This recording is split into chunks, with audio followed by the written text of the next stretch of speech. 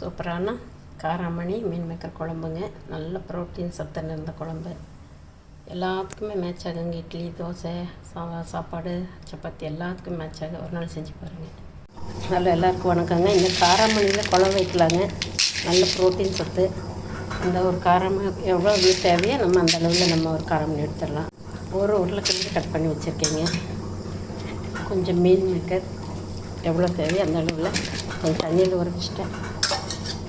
கொஞ்சம் மீன் மேக்கரை இதை நல்லா கழுவிட்டு, இந்த மீன் மேக்கர் காராமணி ரெண்டும் நல்ல ப்ரோட்டீன் சத்துங்க. குக்கரில் வேணுங்கிறது தண்ணி போட்டு கழுவுனதை போட்டுடலாம்.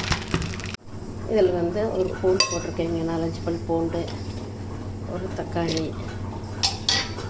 கொஞ்சம் உப்பு, வீட்டில் ஆட்டி வச்சா மிளகாத்தூள், மல்லித்தூள் இதெல்லாம் போட்டு குக்கரில் ஒரு விசில் வச்சிடலாம்.